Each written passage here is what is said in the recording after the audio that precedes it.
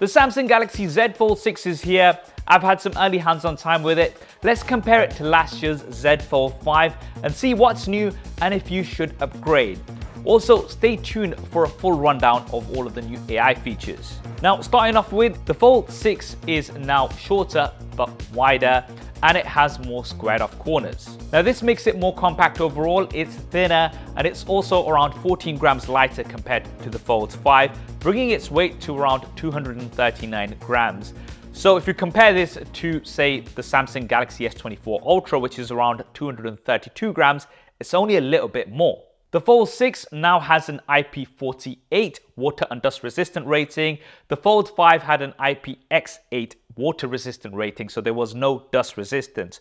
What does the 4 in IP48 mean? Well, it covers objects that are larger than 1 millimeter. So although it's not going to be completely dust resistant, it is more dust resistant compared to the Fold 5.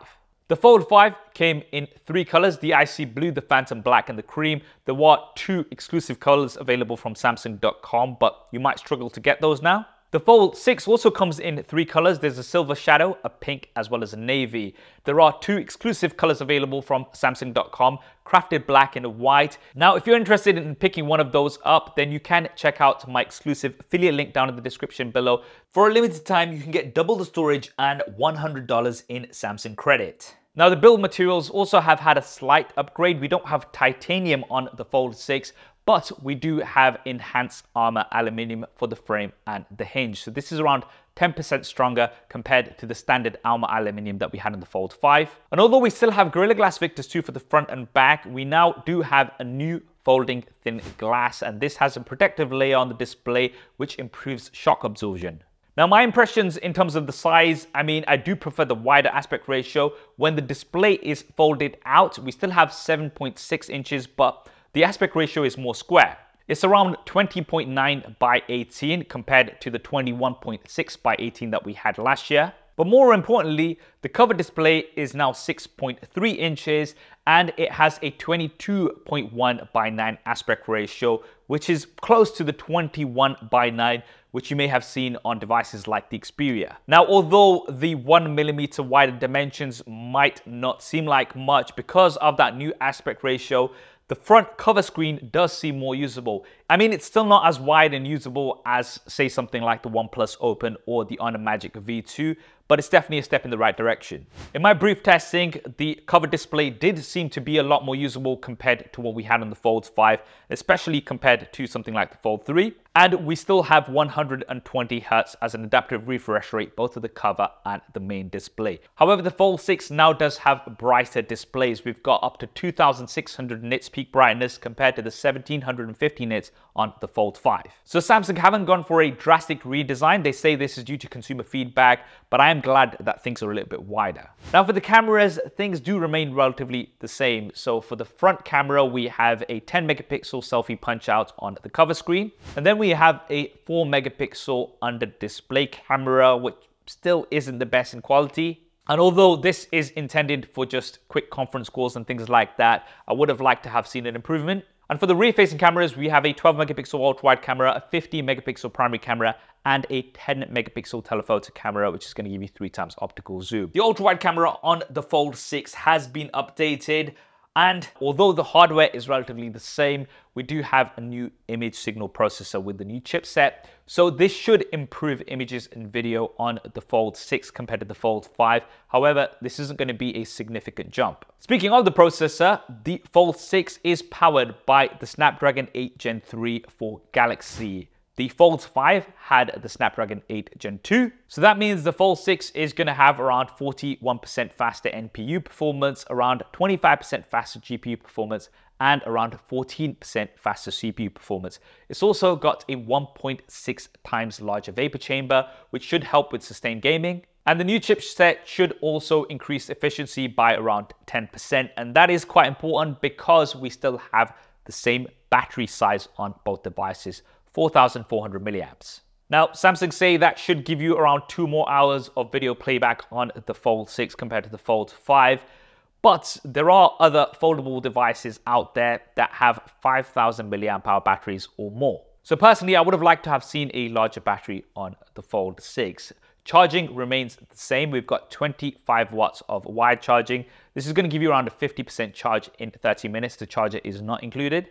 And we have 15 watts of fast wireless charging with wireless power share at 4.5 watts, where you're going to be able to charge other devices on the back of the Fold 5 and the Fold 6. Once again, there are other foldable devices out there that do have faster charging, both wired and wireless. So this is something that I would have liked to have seen an improvement on with the Fold 6. Now, one thing that the Fold 5 and the Fold 6 do have, which other foldables don't, is support for the S Pen. This is still on the main display only, but we do now have a slimmer case on the Fold 6 compared to the Fold 5. So although we still don't have an embedded S Pen, which I personally would have liked, it's nice that we do have a more compact case. And depending on the deal that you go for, this may come free. Once again, I'm going to leave my affiliate link with all the offers down in the description below. One piece of good news is that if you have an S Pen from the Fold 5, it will still work on the Fold 6. But if it is an S Pen case, then of course that's not going to fit the Fold 6. Right, now the most interesting bit, and this is where I think we've got the most upgrades on the Fold 6 compared to the Fold 5, and that is around software.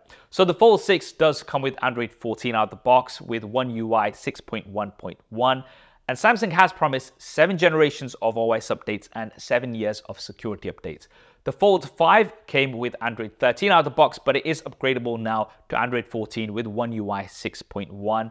And Samsung had promised 4 generations of OS updates, and I've just had a look on Samsung's website, and it does say that security update period will be valid until 31st of August 2028, which means that gives it around 5 years. Now, one thing to keep in mind is that the Fold 5 has been out for a year, which means the software update period will also go down by a year, and the Fold 6 is going to be supported for around 3 years more than the Fold 5, unless Samsung decides to change anything. But regardless, it's still going to be more on the Fold 6 compared to the Fold 5. And the Z Fold 6 comes with a whole range of Galaxy AI features. These are second generation AI features. We saw the first generation introduced on the S24 series. I'm going to run through as many as I can. The first one is Call Assist. This is real-time translation during voice calls. But now we have new AI noise suppression, and it also will work with third-party apps such as WhatsApp.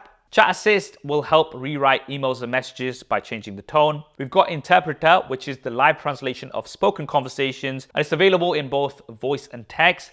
Now, what's interesting about Interpreter is that now we have a new conversation mode. So when you do have the Fold 6 in flex mode, you can use both the cover and the inside screen. So on the main screen, you can also see text of what the person opposite you is saying, and that person will be able to see on the cover screen what you're saying in their language. We've got Note Assist, which will auto format, summarize, spell check, and translate notes.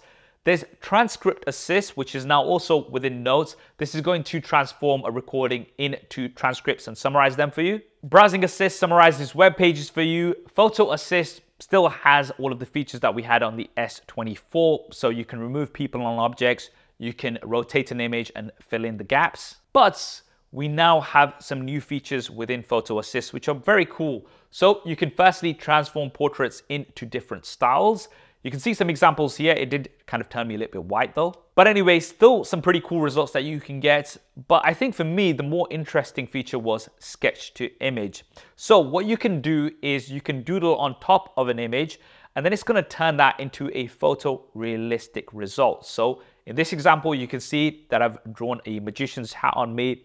And although some of the generations weren't that great, some actually looked very, very real. And this is something that I was super impressed with. There's Drawing Assist, which is quite fun. This can transform simple drawings into art with lots of different styles. This reminds me a little bit of Co-Creator, which we've got on Copilot Plus PC on Windows. And one thing that I didn't actually get a chance to capture is circle to sum. So you can just write out some equations, and then if you circle them, it's going to work those out for you. Reminds me a little of iPad OS, which we saw announced at WWDC. So lots of AI features, some which I do think are pretty cool and different.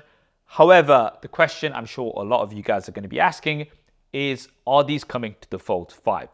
Well, currently with the latest update of the Fold 5, we do have some of the features that were introduced on the S24. So we've got Live Translate during calls, there's the Samsung Keyboard, Interpreter, Samsung Notes, Transcript Assist in the voice recorder, Browsing Assist, and the photo editor that we saw on the S24 series, where you can take people out the background and you can generate the gaps when you rotate an image. So a decent range of AI features that have already come to the Fold 5.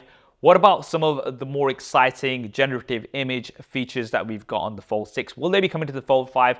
Well, I've not really had a solid answer from Samsung as yet. We're going to have to wait and see. Some of these may be coming to the Fold 5 a little bit later. Now, one thing that I'm sure a lot of you guys will be wondering is how long will these features be free for? Well, I did ask this to James Kitto, Vice President, Head of UK and Ireland Mobile Division Samsung, on my podcast.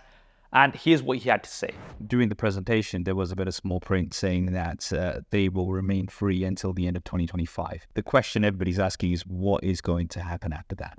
So no plans announced at the moment. I think we made that statement really clearly to say, look, we are giving consumers access to a Galaxy AI solution that is free and will be free until the end of 2025. No, as I said, there are no plans, but of course, if there are further plans, we'll update in the future. The AI world is changing at pace. The kind of solutions that are being brought to consumers and your listeners and our customers powered by AI continue to really move at a pace. So what we don't want to do is exclude that in the future there might be solutions that people want to get access to and they may be chargeable, but right now we've made a very clear statement that it is completely free to use up until that date, and that doesn't mean we're going to start charging immediately thereafter.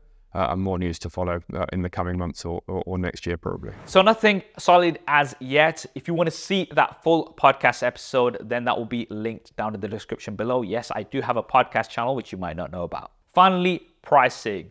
Well, the Samsung Galaxy Z Fold 6 will be starting at a higher price compared to what the Z Fold 5 started at. So around £50 more in the UK or around $100 more in the US.